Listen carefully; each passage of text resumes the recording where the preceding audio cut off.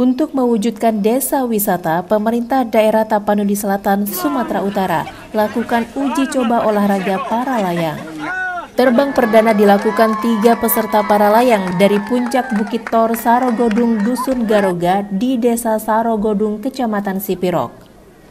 Sebanyak 3 peserta para layang lakukan terbang perdana dari puncak Bukit Tor Sarogodung di Dusun Garoga, Desa Sarogodung, Kecamatan Sipirok, Tapanuli Selatan, Sumatera Utara. Lepas landas ini dilakukan dari ketinggian lebih kurang 1.400 meter dari permukaan laut. Medan terjal dan ekstrim tidak menyurutkan para peserta untuk melakukan atraksi terbang layang. Namun sebelum melakukan take off atau lepas landas, ada beberapa hal yang perlu diketahui bahwasanya olahraga para layang merupakan salah satu cabang olahraga terbang bebas yang mana atlet dilengkapi dengan sebuah parasut yang bisa diterbangkan serta dapat mengangkat berat badan dari orang tersebut. Olahraga ini biasanya dimulai dari sebuah lereng atau bukit dengan mengetahui arah angin. Pada dasarnya terdapat 2 jenis angin yang dipelajari pada olahraga para layang ini, yaitu angin naik menabrak lereng atau yang disebut dengan dynamic lift dan angin naik yang diakibatkan oleh sebuah thermal atau yang disebut dengan istilah thermal lift. Dengan memanfaatkan kedua jenis angin inilah yang akan membuat seorang penerbang bisa terbang sangat tinggi dan dengan jarak yang jauh.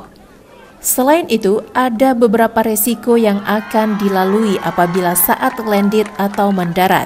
Jika posisi pengaturan landed tidak tepat, maka kita akan mendarat di luar tempat yang sudah ditetapkan. Bagi para atlet para layang yang sudah terlatih, hal ini tidak menjadi kendala bahkan bila Anda harus mendarat darurat sekalipun. Tempatnya bagus, bisa bisa berkembang. Soalnya saya sudah sering buka tempat-tempat daerah lain. Itu ya kayak gini juga menit jalannya belum ada jalan sampai ada jalan sampai itu bisa jadi tempat wisata. Untuk kesannya sini tempatnya bagus, tinggi. Potensi untuk bisa terbang jauh pun bisa sini. Cross country namanya. Bagus, bisa tinggi sini terbang. Yang telah melakukan uji coba di alam Sipirok, napa-napa nih Sibolbuali. Ternyata terbangnya menunjukkan suasana yang sangat indah. Karena itu pantaslah pemerintah Kabupaten Tapanuli Selatan untuk terinspirasi, teraspirasi, termotivasi untuk melaksanakan event-event seperti ini, sebuah olahraga prestasi yang sangat menantang, sehingga dia menjadi olahraga yang bergengsi. Karena itu menurut saya wajar ini ada semacam program ke depan bagaimana kiranya Gantole ini adalah para layang ini sebagai salah satu jenis olahraga yang terpadu dengan turis atau wisata, sehingga nantinya muncul ekoturism spot di wilayah Sibolbuali ini. Harapan kita mudah-mudahan ini tidak event yang pertama, tapi akan terus berlanjut karena ini masih tahap uji coba. Kita berharap nantinya ada komunikasi yang lebih bagus sehingga para layang ini bisa mendorong kunjungan wisata ke Bumi Tapanuli Selatan yang kita cintai. Untuk tahap awal uji cobanya berapa peserta tadi, Pak? Yang ikut ini adalah sesungguhnya ada 4 jadinya, kan begitu. Ada yang tandem ya. Ada yang dari Payakumbuh, ada juga yang dari Manado ini. Orang Manado cuaknya kita orang. Ada juga ini yang dari sini namanya Yunus Nasution, kan begitu. Ada si Fikri, mana si Fikri tadi? Fikri, ini ada Fikri, ini yang sudah paling berpengalaman dan memang udah atlet tingkat nasional. Ini dari Medan, Payakumbuh, Sipirok, dari Manado. Kami dari tokoh masyarakat, olahraga para layang ini sangat kami mendukung dan sangat kami mengharapkan ke depan. Bagaimana para layang di Desa Garoga, Sabatolang, yaitu yang dibuka di Sarogodung. Mudah-mudahan ke depan ini menjadi pusat para layang. Dengan event-event nanti ke depan bisa dilanjutkan kembali. Dan harapan kami bagaimana masyarakat Garoga, Sabatolang, sekitar Sarogodung terangkatlah secara kehidupan dengan adanya para layang di sini. Moga-moga nasib masyarakat di sini bisa berubah. Itu harapan kami. Terutama sekali ada jalan yang lebih bagus supaya cepat sampai ke puncak untuk mengadakan para layang ini.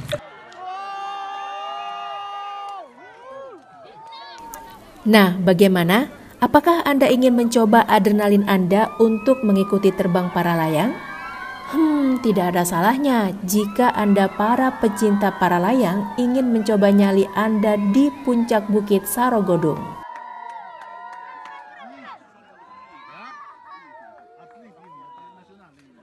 Dari Tapanuli Selatan, Sumatera Utara, Dedi Herianto, TV One, mengabarkan.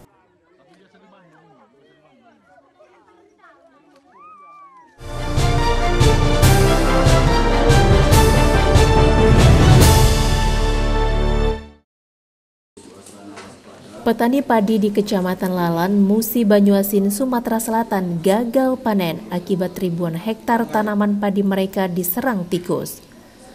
Tim Dinas Tanam Pangan dan Hortikultura turun tangan datangi warga dan berikan bantuan racun tikus serta alat pembunuh hama tikus. Ribuan hektar lahan padi milik warga di 27 desa di Kecamatan Lalan, Musi Banyuasin, Sumatera Selatan ludes diserang hama tikus. Akibatnya ribuan hektar tanaman padi milik warga ini gagal panen.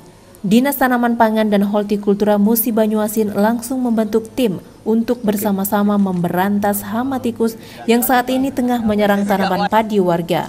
Tim Dinas PTHP juga langsung meninjau lokasi tanaman padi warga yang saat ini gagal panen serta memberikan bantuan racun tikus dan juga alat membasmi hama.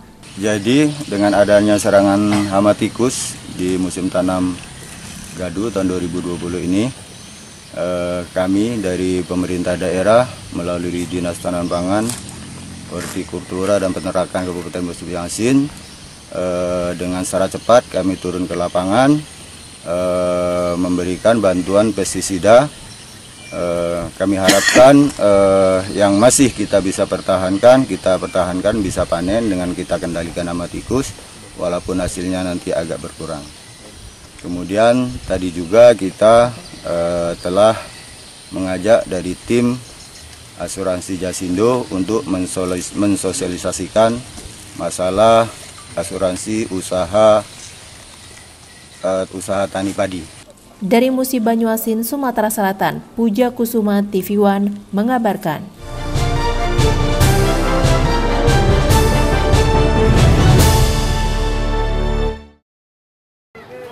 Aksi penolakan RUU HIP yang terjadi di seluruh Indonesia juga terjadi di seluruh kabupaten.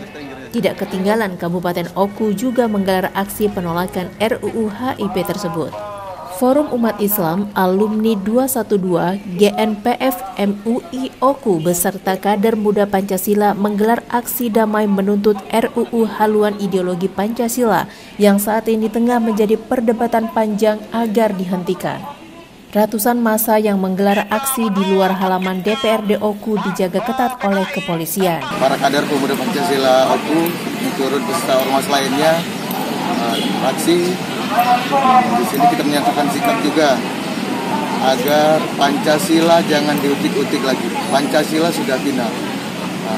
Harapan kita DPR RI tentunya dapat membatalkan, sekali lagi membatalkan pembahasan RUU HIP karena itu tidak sesuai dengan Pancasila, dan DPR RI juga harus mendengarkan seperti apa suara umat menentang RUU HIP.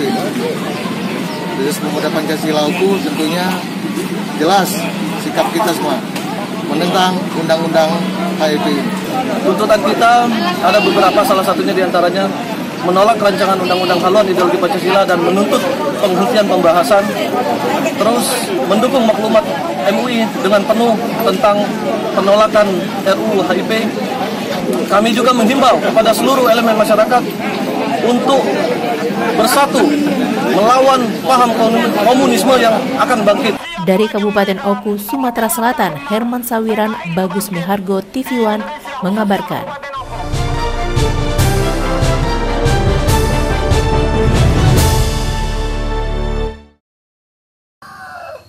Kepala Desa Pulau Rajak Haji Abdul Madab dalam penggunaan dana desa memprioritaskan penguatan kesehatan masyarakat melalui upaya pencegahan dan penanganan COVID-19, serta penyaluran dana bantuan langsung tunai dari dana desa, BLTDD, dan infrastruktur yang sangat penting, serta penyaluran dana bantuan langsung tunai dari dana desa, BLTDD, dan infrastruktur yang sangat penting.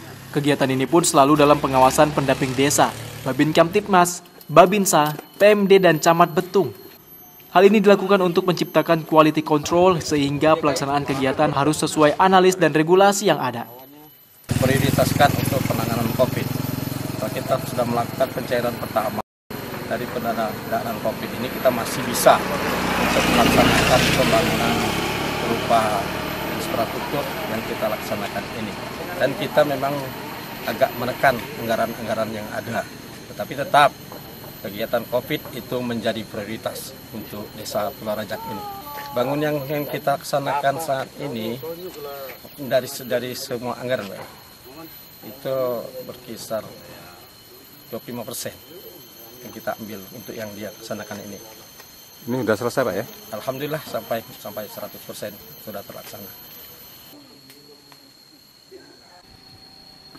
Haji Abdul Manap menyampaikan pembagian penyaluran dana desa BLTDD dan pencegahan penanggulangan penyebaran COVID-19 maupun pembangunan drainase ini sudah tentu berkat kerjasama dari semua pihak termasuk masyarakat Desa Pulau Rajak. Hasil-hasil pembangunan ini diharapkan bisa terus mendongkrak pemberdayaan masyarakat dan pertumbuhan ekonomi di Desa Pulau Rajak. Dari Banyuasin, Sumatera Selatan, Slamet Caniago, TV One mengabarkan.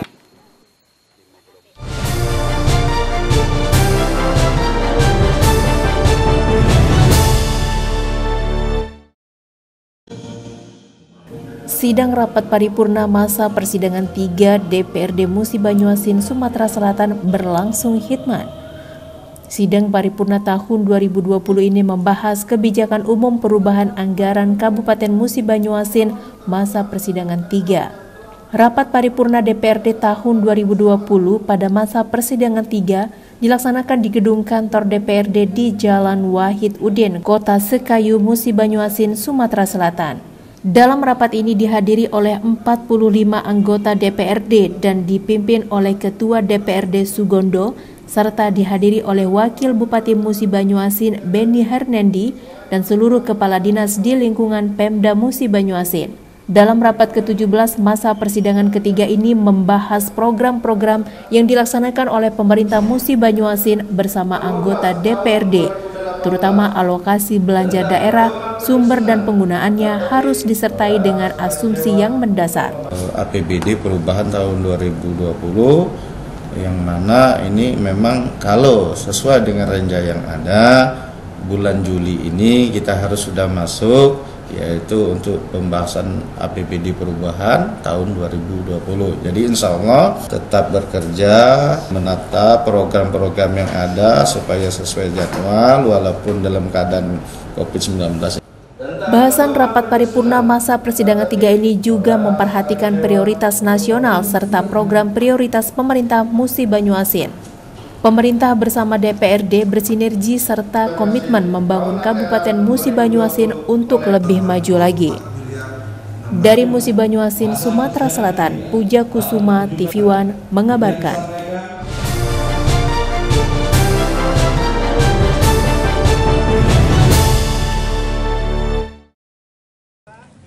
Sebanyak 24 unit alat mesin pertanian atau Alsintan diserahkan langsung oleh Bupati Batanghari Syahir Syah ke 22 gabungan kelompok tani atau Gapoktan yang berada di 7 kecamatan yang ada di Kabupaten Batanghari pada Senin 6 Juli 2020 lalu.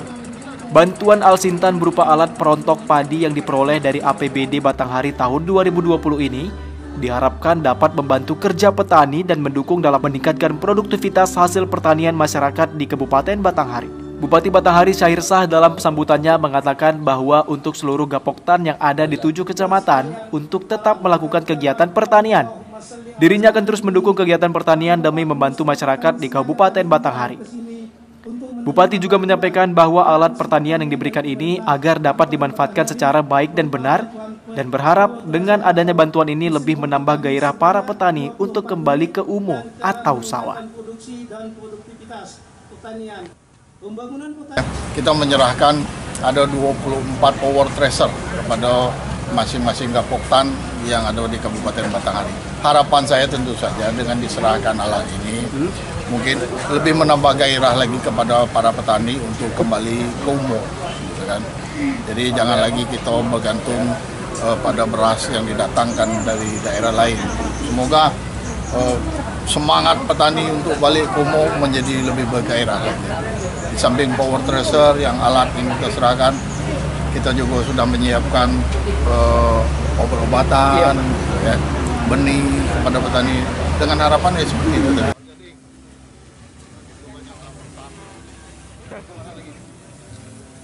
Dari Batanghari, Jambi, Tarmizi, TV One mengabarkan.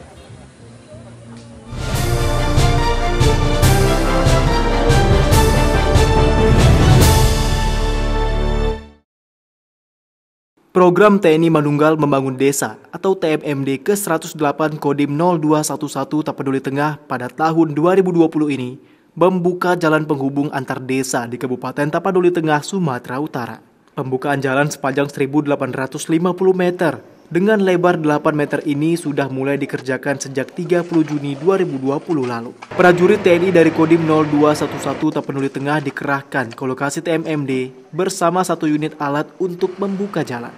Dandim 0211 Tapanuli Tengah, Letkol Infantri Dadang Alex mengatakan, pembukaan jalan ini dimulai dari Desa Siantar Sentral Area, Kecamatan Sosor Gadong, Kabupaten Tapanuli Tengah, hingga ke 3 desa lainnya yakni Desa Siantar Dolok, Desa Baringin, dan Desa Huta Tombak yang berada di daerah pegunungan, yang selama ini tidak ada akses jalan.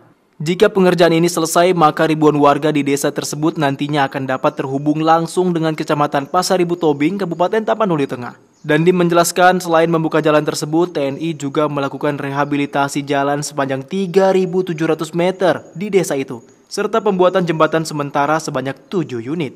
Selain itu, TNI juga melakukan rehabilitasi bangunan masjid dan gereja di lokasi sasaran TMMD. Yakni Huta Tombak, Kota Baringin, dan Siantar Dolok. Jadi ada ribuan masyarakat di sana. Yang dibuka lahan baru 1,8 km, memperbaiki kembali yang 3,7, serta memperbaiki banyak jembatan. Jadi ini total 5,5 km. Terima kasih kami atas nama masyarakat Tapanuli Tengah kepada Bapak Panglima, Pak Kasat, Pak Pangdam, Pak Danrem, Pak Dandim. Terima kasih kepada TNI. Dari Tapanuli Tengah, Sumatera Utara, Syaren Situmorang, TV One mengabarkan.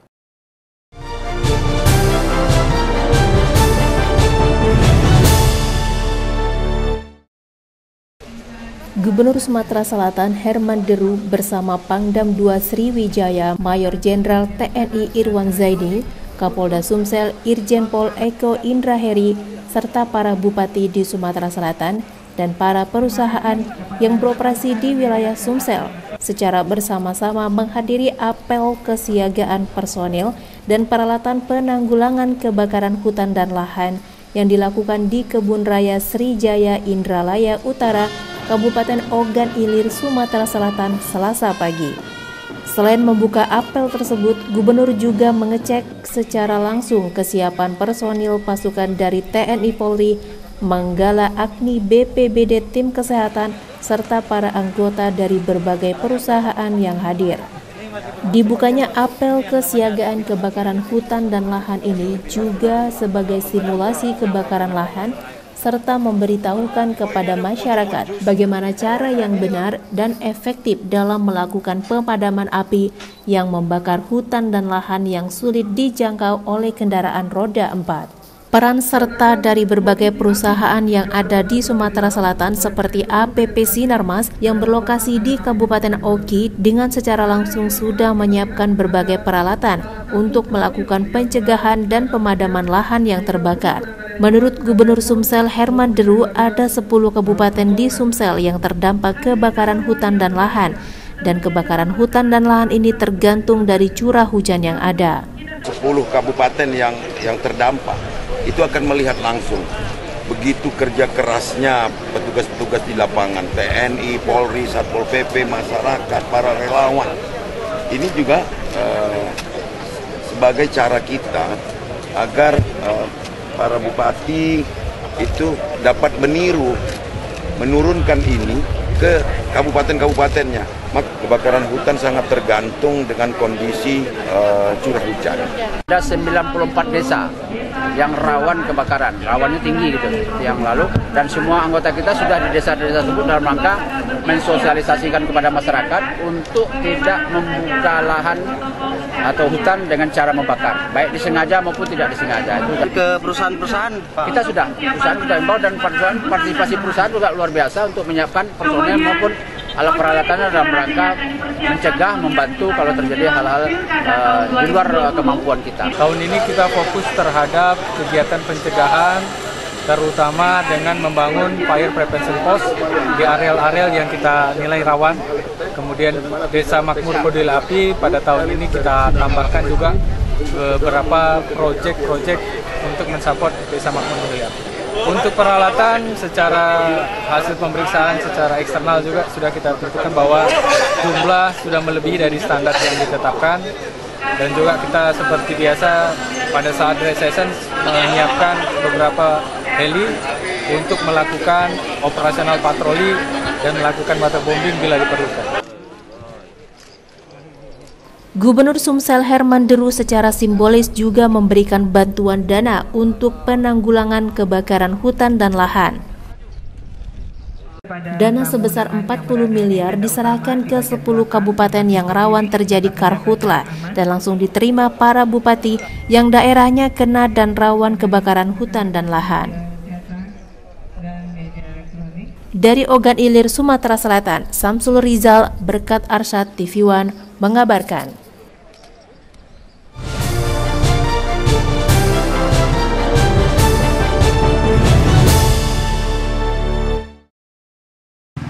Dipilihnya desa Siantar Estate ini menjadi desa percontohan penanganan COVID-19 karena kesadaran warga soal kesehatan, terutama pencegahan virus corona di wilayahnya yang begitu tinggi, sehingga seluruh warga yang melakukan aktivitas atau keluar rumah wajib mengenakan masker. Di desa ini seluruh warga ataupun pengguna jalan yang melewati pos siaga COVID-19 akan diperiksa oleh tim gugus kelurahan yang dibantu oleh Karang Taruna dan petugas dari TNI dan Polri. Layaknya standar protokol kesehatan, semua warga maupun pendatang yang masuk ke perkampungan ini diwajibkan untuk mengenakan masker, pengecekan suhu tubuh, mencuci tangan, dan penyemprotan disinfektan di setiap kendaraan. Kampung Nadear yang dikutip dari bahasa Simalungun yang berarti terbaik, dibentuk atas dasar semangat gotong royong dengan mengedepankan partisipasi masyarakat sekaligus sebagai pernyataan sikap masyarakat untuk siap bangkit mengikuti tatanan kehidupan normal baru atau new normal. Pembentukan kampung ini sudah berlangsung selama 2 bulan dan merupakan ide dan gagasan dari Babin Kamtipmas Polsek Bangun Polres Simalungun bekerja sama dengan sejumlah elemen masyarakat, Karang Taruna, dan perangkat desa setempat. Sebagai pendukung dalam pelaksanaan berlangsungnya Kampung Nadear ini, beberapa fasilitas pendukung pun disediakan, mulai dari ruang isolasi bagi masyarakat yang terpapar COVID-19, ruang logistik, posko kesehatan gratis bagi warga, serta ketahanan pangan mulai dari kolam peternakan ikan dan lahan peternakan maupun pertanian. Dari Nagori Center State bersama dengan Babin Kamtipmas, saya sendiri Bribka Lambas Mamora, bekerjasama dengan Babinsa, pihak kesehatan, dan dari SPC membentuk Kampung Nadear ini untuk supaya masyarakat bisa mengikuti protokol kesehatan, dan adapun yang telah kami kerjakan berupa membuat ruangan isolasi, ruangan logistik, ketahanan pangan, di mana bisa kita lihat di sini ada sedang berdiri, telah kami buat kolam ikan lele dan tempat penanaman sayur dan kandang ayam. Telah diberikan kepercayaan menjadi contoh di seluruh Kabupaten Simalungun itu, dan kami akan semaksimal mungkin berusaha mensukseskan apa yang menjadi program kepolisian. Kita juga telah mengedukasi masyarakat, di mana mungkin mereka juga masih punya keperluan seperti pesta dan lain sebagainya. Mungkin kami tidak punya kewenangan untuk tidak memberikan izin, tapi kami tetap mengedukasi agar protokol kesehatan yang dianjurkan oleh pemerintah tetap kami laksanakan. Dari Kabupaten Simalungun, Sumatera Utara, Daud Sitohang, TV One mengabarkan.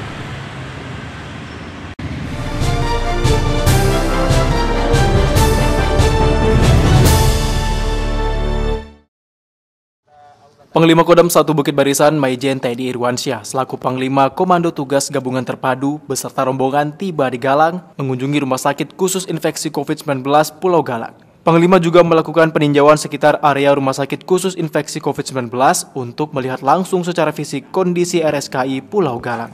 Tujuan kunjungan kerja ini yakni meninjau kesiapan-kesiapan dari RSKI COVID-19 seperti kesiapan gedung, perlengkapan, sekaligus melakukan evaluasi apa-apa saja yang dibutuhkan untuk RSKI Pulau Galang. Salah satu fasilitas yang menjadi penunjang pelayanan dalam menangani COVID-19 yakni dengan adanya laboratorium PCR yang ditandai dengan pemotongan pita dan sekaligus penyerahan alat swab booth yakni streamline swabbing di laboratorium PCR RSKI COVID-19 dari PT Esko Bintan Indonesia. Menurut Panglima Kodam 1 Bukit Barisan Maijen TNI Irwansyah, dengan adanya fasilitas laboratorium PCR ini, maka penanganan pasien COVID-19 lebih cepat dan tak perlu lagi mengirim pasien keluar rumah sakit yang memakan waktu lebih lama. Tempat tinggal nakes, tempat tinggal dokter, dan penampungan para pasien. Tadi juga sekaligus meresmikan penggunaan kotak swab. Ya, ini merupakan peralatan baru yang ada di rumah sakit COVID ini. Semoga dengan datangnya perlengkapan baru ini, kapabilitas kita untuk menangani pasien COVID itu lebih terjamin keamanannya. Pangdam juga berharap agar sinergitas prajurit TNI, Polri, dan instansi terkait untuk bersama-sama melaksanakan tugas dengan penuh keikhlasan sehingga tugas yang dilakukan dapat berjalan dengan baik demi kepentingan bangsa. Dari Batam, Kepulauan Riau, Alboin, TV One mengabarkan.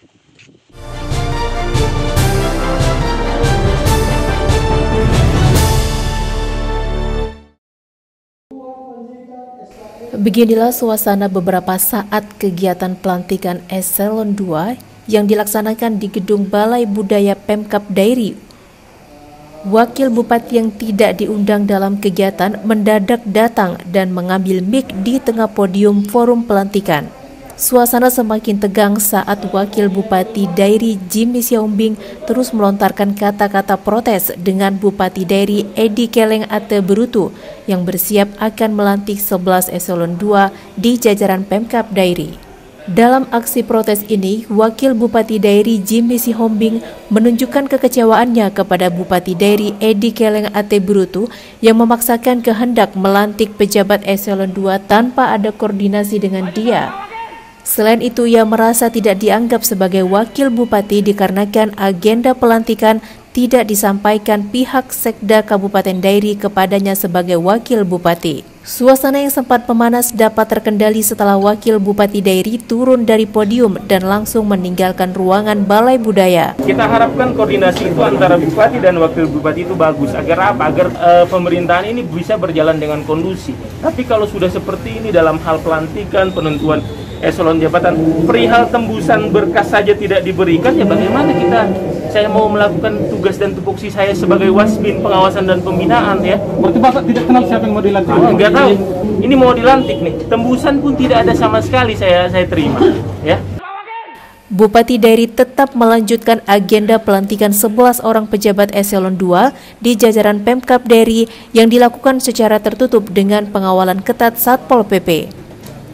Dari Kabupaten Dairi, Irfan, TV One mengabarkan.